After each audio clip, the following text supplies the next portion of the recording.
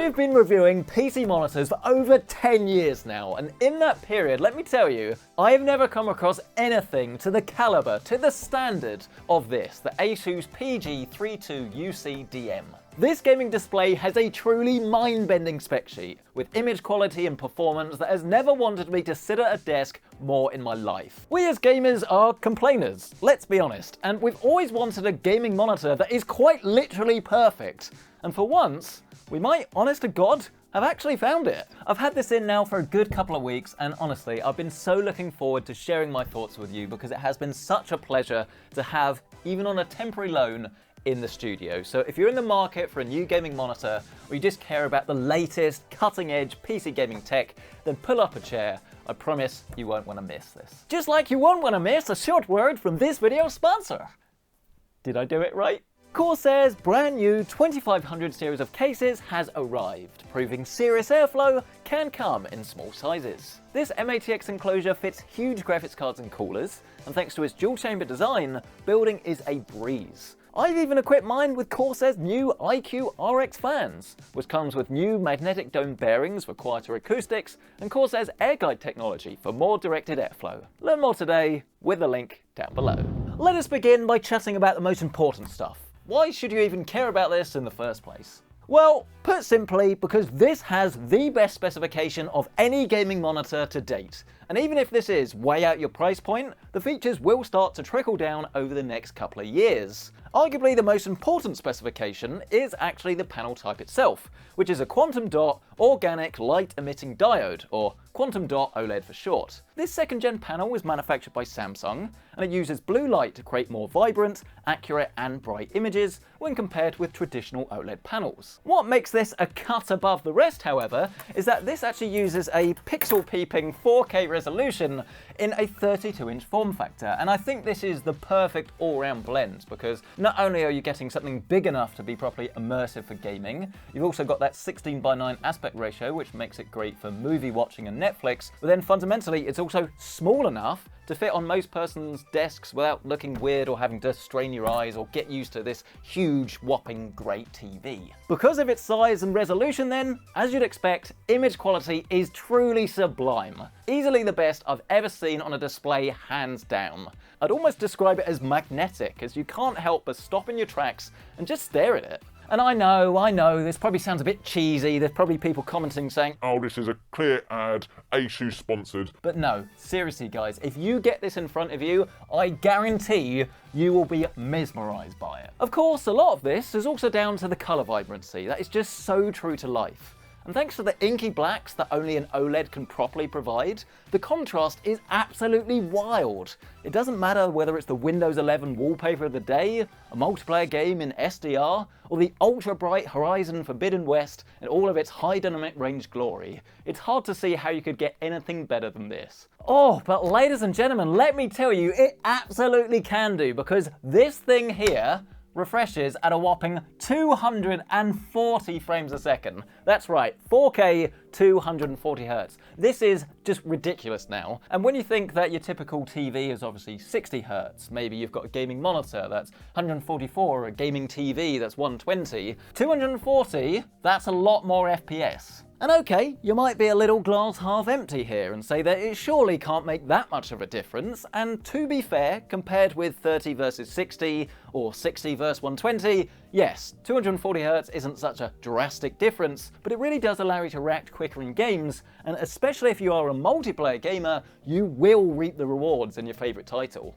And I'd argue that this is actually more significant on this monitor than anything else that's come before it, because this is what I would describe as endgame. Because while this isn't the first monitor to hit 240 Hz, I mean you can literally get double that, you can find monitors that refresh at 540, this is the first display to do it with 4K resolution and the pixel response time of OLED. You see, OLEDs change states so quickly that you get a much sharper image during fast motion than any other modern display. So at the same refresh rate, your image is going to look way less blurry. So if indeed you do combine the best panel for image quality with the best resolution for sharpness and the fastest monitor speed anyone really needs bar esports professionals, you get this, the endgame.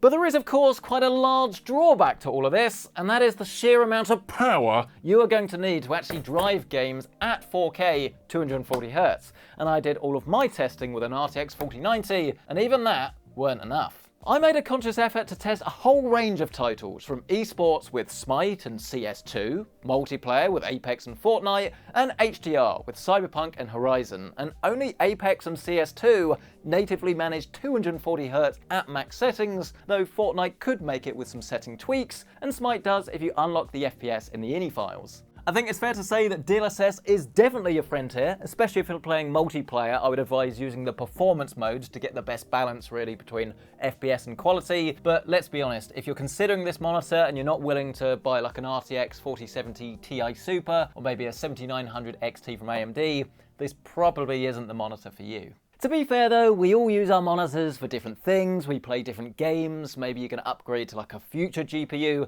and essentially I'd say that if you can access 120 FPS in single player titles and around about 180, 200 in multiplayer, then I think you'd be really pleased with your investment, as it's almost like entering a cheat code into your rig in some multiplayer games. I must admit that I got rather addicted to Fortnite with this one, and won a good 2 or 3 times on day 1, and I actually hit gold rank after only around about 10, 11, maybe 12 games or so.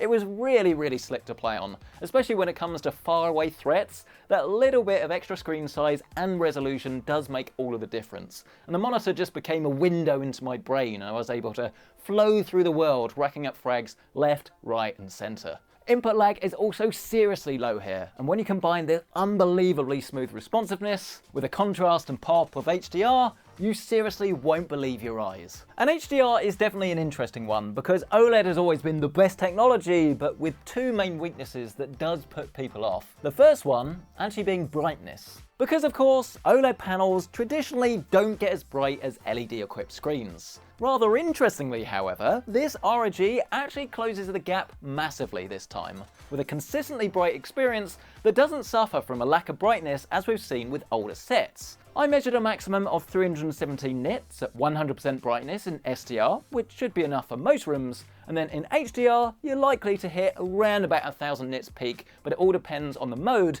and of course the size of the scene. It's definitely noticeably less bright when the full screen is like outdoor sun, let's say, than maybe an HDR scene where you're set in an alley and you've got a couple of bits of LED neon. But having said all of this, compared to even like a mini LED display or anything that's got all of these really bright dimming zones, I'd still much rather have this because it's far more accurate and you don't have to worry about any haloing or blooming around objects that frankly is more distracting when you see them than perhaps a little bit less brightness. But again, emphasis, compared to what I've tested before on the PC monitor game, this is still one of the best, if not the best, when it comes to OLED brightness. But then again, to be fair, I do also want to say that whilst this is the best OLED gaming monitor I've used, this is not the best OLED gaming product I've used, because I'm fortunate enough to actually use an LG G3, which is like 1600 to 1800 nits of peak brightness and obviously like a larger size screen, and that is still more impactful than this will be. A lot of that is down to screen size, but that brightness does make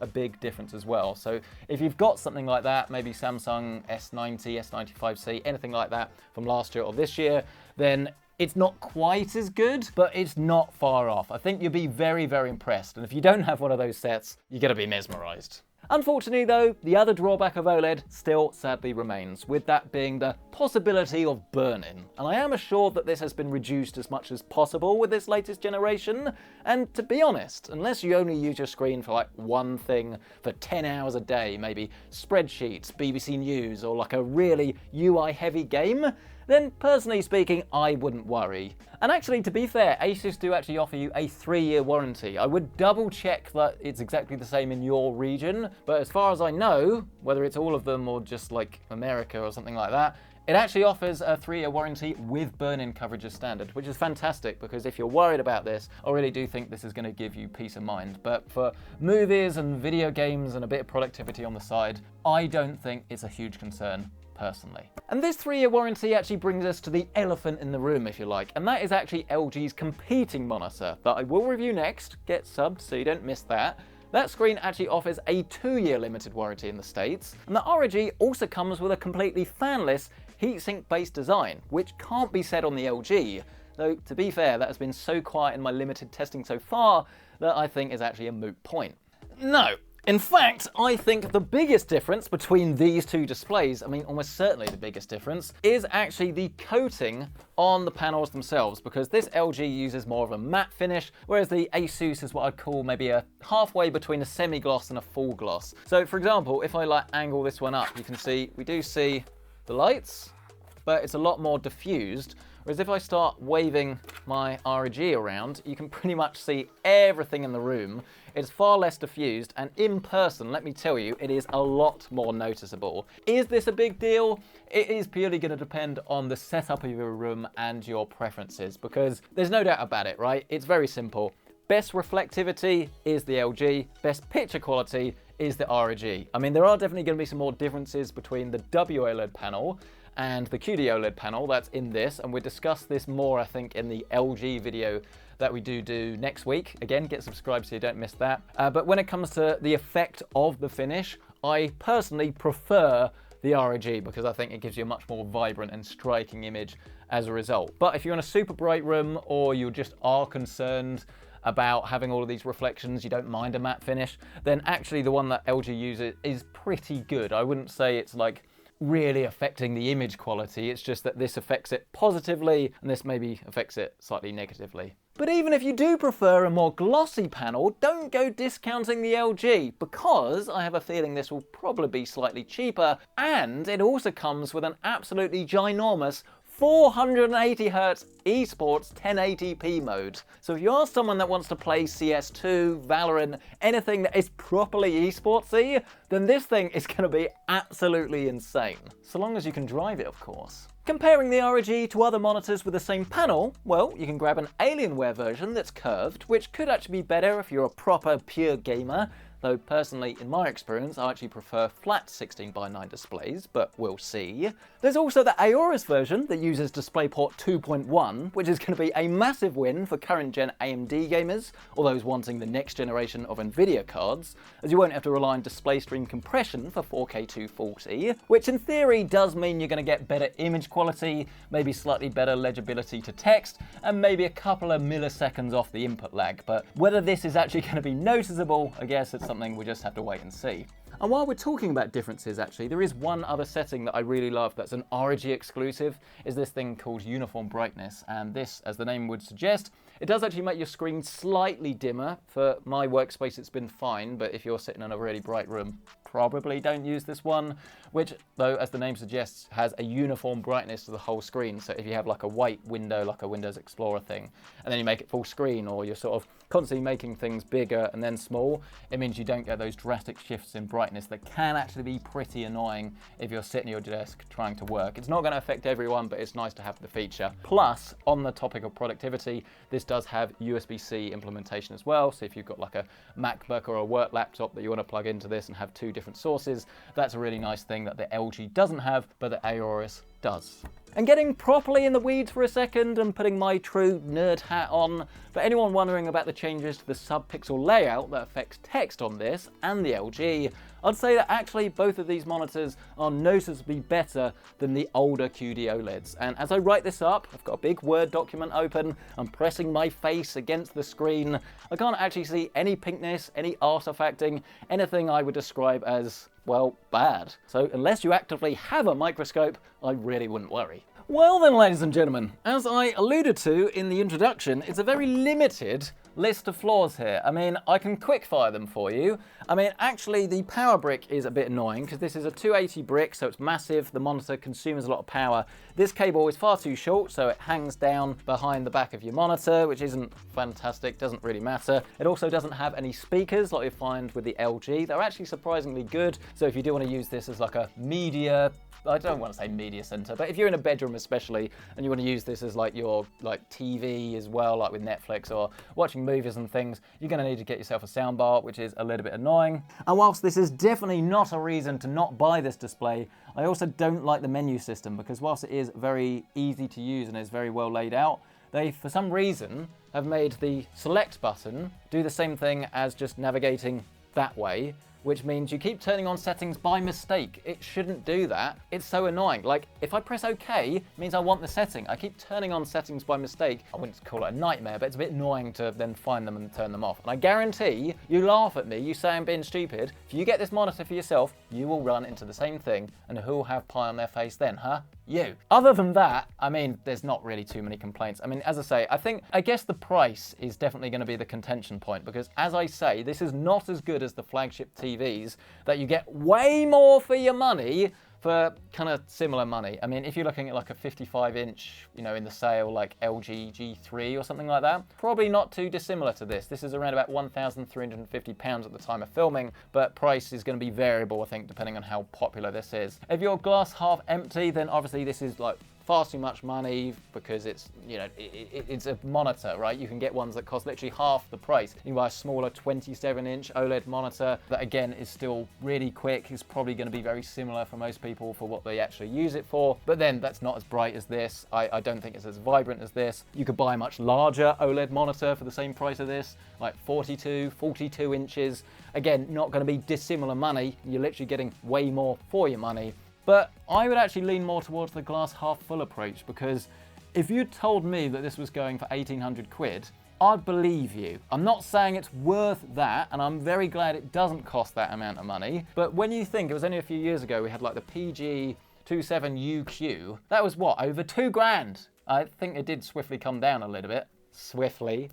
Asus joke there for you, because frankly it wasn't worth it. But I mean, that's, you know, what the tech cost, if you like, to sort of cram all of that mini LED stuff into the monitor, but that was smaller and nowhere near as good as this. So actually, I don't think this is too bad at its current asking price, especially when you think that's still cheaper than an RTX 4090. So this is the easiest recommendation I think I've ever had on this channel when it comes to like image quality, best of the best. I mean, it seriously is making me get my wallet out. I don't know if I will. I've got loads of monitors. I don't really need another one, but this has been the first monitor in like 4 years that has seriously made me upgrading the one I have, because it's just so awesome in every way. It really makes you want to play more games, and isn't that what a gaming monitor is all about? But maybe I'm wrong. Maybe I'm blowing this out of proportion. Maybe this is a hype train. Let me know down in the comment section below. What do you think of this?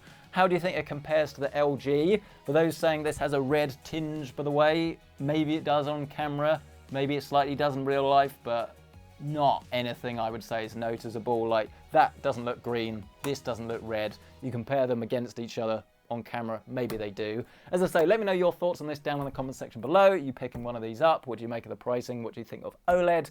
Smash this like button if you've enjoyed this video. Get yourself subscribed. And of course, as always, if you are interested in current pricing on this, you can find it listed down below with our product affiliate links. And while you're down there, why not bask in the greatness of Corsair's 2500 series of cases? This stunning new chassis takes your build to the next level, with support for cooling at the top, bottom, rear and side, in addition to showing your PC parts in their best light. You can even pair it with Corsair's new IQ RX fans for seamless cable management thanks to IQ Link, with awesome acoustic and thermal performance in both RGB and solid flavors. Upgrade today with the link down below. But thank you guys so much for watching this video. We really appreciate it, and we'll catch you in the next one.